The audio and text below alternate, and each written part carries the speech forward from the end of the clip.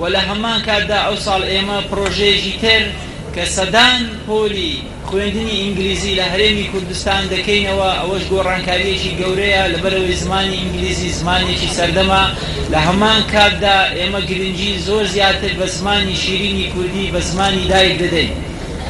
ئێمە ئەو ساڵ سەرەڕای بارودۆخی دارایی توانیتمان 3 ملیار دینار دەستەبەر بکەین بۆ ئەوەی بتوانین هەندێک لە پێداویستیە زۆر زەروریەکان بۆ خوێندن بۆ قوتابخانەکان دابین بکەین بە تایبەتی لە بواری نۆژەنکردنەوە. ئێمە ئەو ساڵ بای 12 ملیار و نیو کتێب چاپمان کردووە. زۆربەی زۆری کتابەکان ئێستا گەیشتۆتە پەروەردە و خوێندنگا و قوتابخانەکان. و من دەمەوێ ئەوەش دووپات بکەمەوە کە یەکپۆشی لە قوتابخانەکان لە خوێندنگاکانی هەرێمی کوردستان بەردەوام دەبێت بۆ ئەوەی جیاوازی لە نێوان قوتابیان و خوێندکارانی خۆشەویست دروست نەبێتن.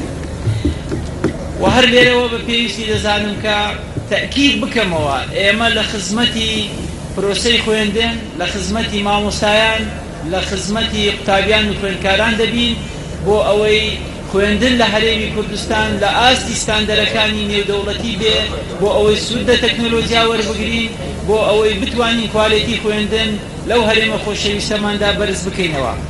بە پێویستی دەزانم زۆر سپاسی هەڵەبجەی شەهید و پیرۆزبایی گەرمی پارێزگای هەڵەبجە بکەم کە ئەوڕۆ لەبەر شاری خۆشەویستی دهۆک نەمانتوانی لەوێ ئامادە بین. ومێدی سەرکەوتنیان بۆ دەخوازین و هەردوێنێ بڕیارماندا کە بەڕێوەبەرایەتی گشتی پەروەردەی هەڵەبجە پەیمانگای ڕاهێنان و گەشەپێدان لە هەڵەبجە بکرێتەوە. بۆیە ئێمە ئەوڕۆ دهۆکی خۆشەویستمان هەڵبژار لەبەر ئەوەی ساڵی ڕابردوو ئەو کاتانە کە زەنجی قوتابخانەمەکانمان لە کوردستان لێدا ناو خودی پارێزگای دهۆک ناو سەنتەری شار بەداخەوە لەبەر هاتنی ئاوارە خۆشەویستەکان نەمانتوانی دەوامی تیادا ئەنجام بدەین. بۆیە ئەوڕۆ وەکو قەرەبووەک لە ڕووی معنەویەوە هاتین لە خزمەت شاری دهۆکی خۆشەویست بین، پێیان بڵێن کە ئەوەی لە ساڵی ڕابردوو ئەنجام درا هەڵوێستێکی نیشتیمانی زۆر گەورە بوو. هەموو خەڵکی کوردستان بەنسبەت شاری دهۆک زۆر بەرز دەینەرخێنی و مێدەوارین منداڵە چاوگەشەکانی دهۆک و هەموو کوردستان ئایندەشی گەشیان هەبی بتوانن لە ڕێی زانستەوە خزمەتی وڵاتی خۆیان بکەن و خزمەتی کوردستان بکەن. دووبارە پیرۆزباییەکی زۆر گەرم لە هەموو خەڵکی کوردستان، لە مامۆستایان، لە قوتابیانی کوردستان دەکەم.